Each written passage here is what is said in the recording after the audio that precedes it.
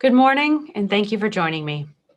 I'm here today to announce the completion of the most comprehensive series of post-election audits ever conducted in the state of Michigan. More than 250 audits were conducted across the state, and the vast majority were led by county clerks who received tremendous support and complete transparency from city and township clerks. In all, more than 1,300 Republican, Democratic, and nonpartisan clerks, as well as the State Bureau of Elections, participated in this historic endeavor. Their goal? To examine the paper ballots cast in the November 2020 election, the machines that tabulated them, and the procedures followed by election workers to affirm that the results of that election accurately reflect the will of the voters. These public servants deserve the gratitude of every voter, candidate, and elected official for their tireless work to successfully carry out one of the most challenging election cycles ever. Amidst a global pandemic, they implemented the new voting rights Michigan citizens enshrined in our state constitution in 2018, and then ramped up their operations to support record-setting voter turnout. More than 5.5 million Michigan citizens cast ballots in the general election, and 3.3 million cast those ballots absentee, and nearly 30,000 eligible citizens registered and voted on election day. And after the state legislature provided insufficient time to process these absentee ballots prior to election day, clerks set up shifts to process and count them around the clock after the polls closed. The result was that within 24 hours after the polls closed, far more quickly than expected, all valid ballots had been counted and the results were announced. Now, unfortunately, Michigan's clerks were still not allowed to celebrate their job well done, nor rest, as their work was immediately attacked by the lies, meritless conspiracy theories, and uninformed observation of the former president and his supporters. Yet they stood strong, and over the past several months have worked across party lines to fairly and ethically audit one another's election procedures and outcomes. And what they found in each and every one of the more than 250 audits they conducted is that Michigan's election was the most secure in our state's history, and the results accurately reflect the will of the voters.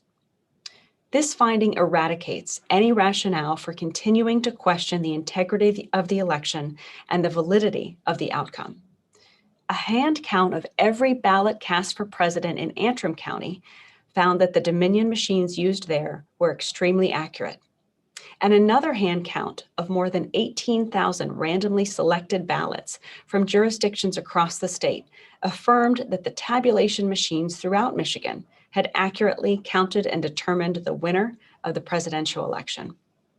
Further, auditors of Detroit's absentee ballot counting board found that local election officials had properly counted 174,000 valid ballots that corresponded to signed envelopes that were submitted by registered voters and reviewed by the clerk's office.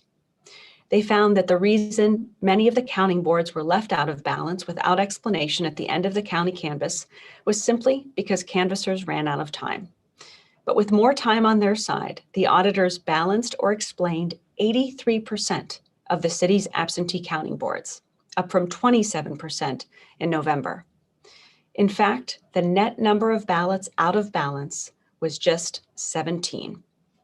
That's less than 1/100th of 1% of the 174,000 ballots that election officials had to race to process, count, and canvass.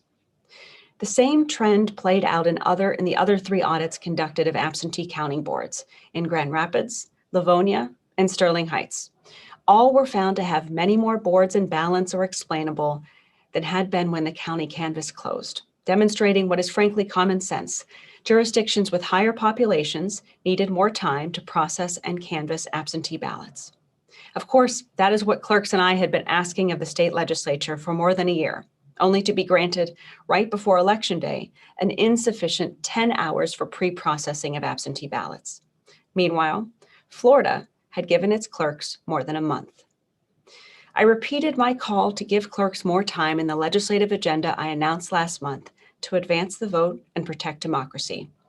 Specifically, I've asked legislators to give clerks 2 weeks to process absentee ballots prior to Election Day, and an additional week to canvass afterwards. I've also asked them to do away with the law that makes precincts that are out of balance without explanation ineligible for recount.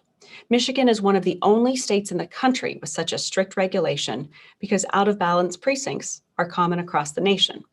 They represent clerical errors that can occur when an election worker fails to note that a voter at the polls checked in and then left with their ballot in hand, or if a couple mails their 2 absentee ballots in one envelope. While I stand in support of secure and accurate elections that include post-election audits, out-of-balance precincts simply do not merit the criticism that has been heaped on them by officials seeking to undermine faith in the elections of some of our most populous cities.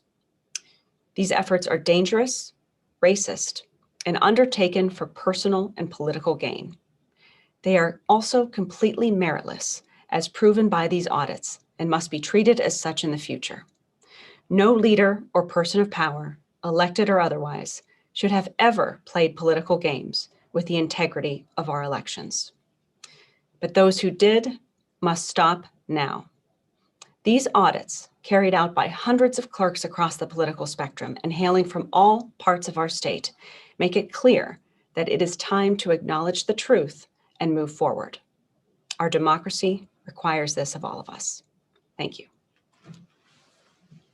Thank you, Secretary Benson. We'll now take questions. If you have your virtual hand raised, we will unmute you, and then you'll need to unmute yourself.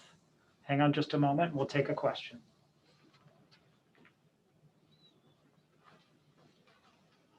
Rod Maloney, please unmute yourself and state your question. Yes, Secretary Benson, curious about the specifics of how these audits were conducted. In other words, what did they do? What did it entail? And how did they end up? In other words, did everybody do the same audit, and what were the results that came from it specifically? The audits, which have been done repeatedly in other elections as well, were conducted primarily on the local level with county clerks working with township and city clerks to either address some of the clerical errors that I talked about in a few communities, or select ballots to affirm the paper ballots were accurately counted by the machines. So these procedures are well established, and they're done not just in Michigan, but across the country. And what we were focused on this year also is taking things like risk limiting audits, bringing them here to Michigan, which have been proven to be the most statistically reliable way of auditing elections. And also relying on the fact that we have in Michigan verified paper ballots that can be reliably utilized to again affirm that the machines counting the ballots are accurately doing so. Lindsay Mukomo, please unmute yourself and state your question. Good morning. Thank you for taking my question. I'm wondering if you can share some opinions on how you think we can repair the damage that has been done by those conspiracy theories, by the lies that even continue to spread. We heard more over the weekend as it relates to future elections, and really making sure that we can heal from this and don't see the same outcomes the next time we go to the polls. Well, that's really one of the most important questions I think we have moving forward, because what this data and evidence shows, as audits across the country have continued to underscore, which is that citizens on both sides of the aisle, citizens throughout the country, have every reason to have faith in the results of our elections. And so for the leaders who are lying to them to serve political agendas, to stoke racial animus, to further political gains, they have to stop, because the evidence does not support anything of what they're saying. And more time is going to underscore and show that. And citizens as well have to think critically, have to listen to what is being told to them that's not true. Question it, look at the evidence, because the evidence is there. And once election officials and leaders on both sides of the aisle commit to working from the same set of facts and the truth, we can actually move forward and have discussions about how to continue to advance the vote and improve democracy in the future. Those are the discussions I want to have. Those are the discussions that I'm having with many of our state legislators on both sides of the aisle. That's the work that we all need to do to ensure citizens can continue to rebuild and rightly have that faith placed in our democratic institutions. But again, the announcement today, the evidence today shows that where there has been intense scrutiny over this past election in Michigan, we have responded by simply providing even more transparency, even more examination of the evidence. And all of that additional focus has found that indeed the results of the election are an accurate reflection of the will of the people. And now it's up to every leader to acknowledge that truth, to affirm that truth, to stop spreading misinformation, and for all of our citizens to similarly call on their leaders to do the same. Tim Skubic, please unmute yourself and state your question. Madam Secretary, how many dead people voted in the Michigan election? Well, the lie that dead people voted has long been debunked long before any state legislators recently said it. Clerks rejected the absentee ballots of thousands of voters who cast them while alive and died before Election Day. And so we hope that similarly legislative leaders that have wrongly tried to spread that misinformation in recent weeks will again stop doing so, look at the truth, and affirm that these results of the elections were accurate to all of their constituents. Eric Lloyd, please unmute yourself and state your question. Hello, Secretary. I was wondering, you said this was the most comprehensive audit that the state has ever seen. Is this going to be the new norm going forward, or is this in response to all those questions and complaints from people? We want it to be always the norm of post-election audits, re-examining and affirming the accuracy of the election results. It should be the norm in every election, regardless of whether or not there's the type of intense scrutiny we saw over the past 6 months or not. And in fact, that's why I've asked the state legislature to amend our current law to actually allow more audits to begin during the canvassing process, so that we can continually use these procedures that are well-established ways of ensuring the accuracy of the election to, as efficiently as possible, affirm the results and assure the citizens of Michigan that even if perhaps they disagree with an outcome of an election, they can have confidence that the election is accurate. Clara Hendrickson, please unmute yourself and ask your question. Thank you, Secretary Benson. I have two questions. First, are you at all hopeful that the outcome of the election audits will convince voters who don't believe the results of Michigan's presidential election, convince them that they are legitimate? And my second question is, why weren't some clerks able to retrieve enough ballots to ensure a complete sample size for the statewide risk limiting audit? I think for the second question, it was just an issue of time and also the newness of the procedure that created some of those issues that, of course, did not take away from the accuracy of the audit itself. And I think for the first question, my hope is that today will be just another added brick in the wall that we've built to demonstrate the strength of our elections process here in Michigan, and that citizens, as well as the leaders who they elect to serve and represent them, will tell the story to their neighbors, to their family members, to all who listen on social media and elsewhere, just simply what the evidence is. And that the results are accurate so that we can move on and begin preparing for elections this year, as well as to build on a lot of the things that we've identified that we need to do and change in Michigan's election laws and elsewhere to prepare for upcoming elections. It's time, quite simply, to move forward. But that doesn't mean we can't stop listening or responding to questions, because especially with this evidence that simply affirms that there are answers at this point that show that the results of the election are accurate. So I do also encourage people to have those conversations with folks who may still be listening to and believing false conspiracy theories and allegations, and simply respond to those questions with this evidence. And in doing so, hopefully continue to educate and inform all of our citizens about the truth, the accuracy of our elections. Jacob Kanklers, please unmute yourself and ask your question. Hi, Secretary Benson.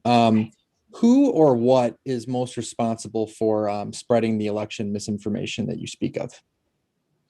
Well, I think it's no question that we've seen elected leaders use platforms, people in positions of power, of course, including the former president, but many of his followers, many others who have, for their own partisan agendas and political gain, used and continued to spread lies and misinformation, even leading into and feeding into the insurrection and the tragedy of January 6th. So, in reality, we recognize that there are a lot of individuals and a lot of individuals with power and platforms who misuse that power and those platforms to lie to citizens about their election and about their votes. And we're here today, I'm here today to ask them to stop and to ask them to tell the truth to those who look up to them, those who follow them on social media and otherwise, and instead affirm the results of the election, affirm that it was an accurate reflection of the will of the people, so that we can all continue to move forward in service together. And the other thing we have to be mindful of is that in many ways, the misinformation that was used to foment great unrest over the past several months, even leading to violent acts and additional violent rhetoric, is now also manifesting itself in election laws and policies that have been used to actually roll back or potentially roll back laws and policies and protections that were used by voters on both sides of the aisle in the 2020 election, and which led to the historic levels of engagement and voter turnout that in part made this election so successful. So it's also important for those leaders to not build policies off of lies, but instead followed the data and the truth and the evidence to develop election policies like those that I've proposed here in Michigan that advance the vote, protect democracy, build on our success, and continue to affirm a successful and secure democracy for the future. Arpan Lobo, please unmute yourself and ask your question. Hi, thanks for taking my question. Secretary Benson, have you had any discussions with leadership in the legislature about either your legislative agenda that you outlined earlier this year or some of the bills that have been introduced in the legislature? I have. Yes, I have, and we'll continue to have conversations with our legislative leaders on both sides of the aisle about, again, what this data shows we need to be doing. Most of which I've talked about now for years. We need to give our clerks more time to process absentee ballots on the front end and to canvass those ballots after the polls close. The experience of the 2020 election only underscores what we have been calling on the legislature to provide for since really I took office in early 2019. And so we're going to continue to do that. In fact, that's a big part of our plan, the Advance the Vote and Protect Democracy agenda. And I am grateful for the legislators and leaders on both sides of the aisle who have similarly committed to looking at the data and looking at the evidence and looking at the experience of voters and clerks in the past election and building policy off of that as opposed to in furtherance of any partisan or political agenda. We'll take these last three questions. Jordan Hermani, please unmute yourself and ask your question. Hi, Secretary Benson. I was wondering, you brought up making voting more accessible and that leading to this huge turnout in Michigan, but we're starting to see in other states that as a result of the lies perpetuated regarding voter fraud, like in Georgia, for instance, they're starting to make it harder to access things like absentee voting or ballot drop boxes.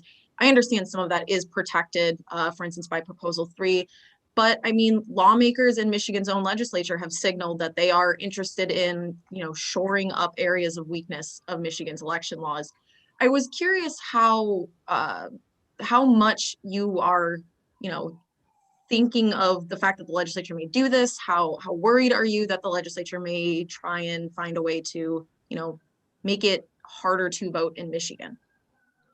What we've seen is that the signals that voters are sending is that they want more accessible and convenient options to vote. That's exactly why a majority of voters on both sides of the aisle in 2018 voted to amend our state constitution to, among other things, give themselves a right to vote absentee, which 3.3 million citizens on both sides of the aisle took advantage of and utilized in November of 2020.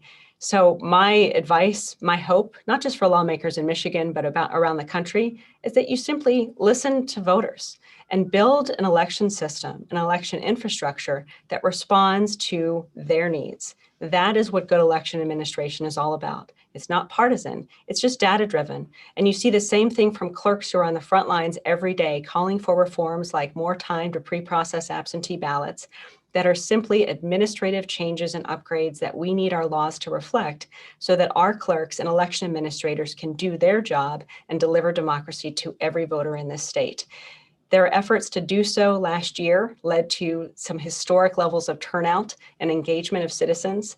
And in my view, election administrators can inform, along with clerks and along with voters, lawmakers' work in the future. And lawmakers on their side should listen to them, not party officials, not those promulgating falsehoods, lies, misinformation, or a partisan agenda, but simply looking at the data and building a system that works for voters, making voter-driven decisions, not partisan decisions. And if we do that, if everyone does that, we can actually have a democracy that continues to ensure that every eligible citizen is able to vote and that the results of the election are secure and accurate. And final question, Beth LeBlanc, please unmute yourself and ask your question. Hi, Secretary Benson. Thanks for taking these questions. Are you able to say when the last of the audits were completed? And is it normal for them to go into March, or is it because of how many were done this year? And then also, I know you talked about like extending the time for canvassing. What is the current time frame for completing it, and what are you proposing it be extended to?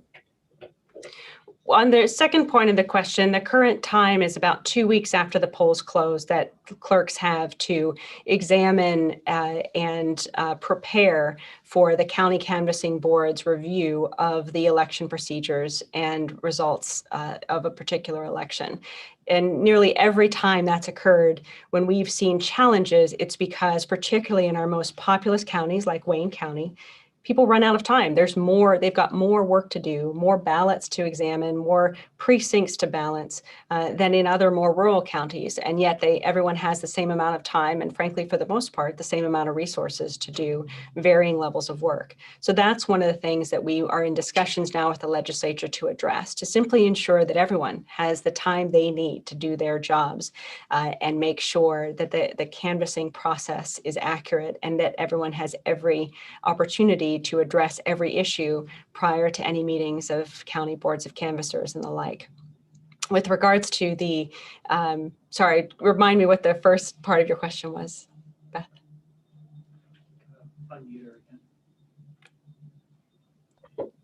Sorry, I had to unmute myself. Yeah. When were the last of the 200? When were they finished?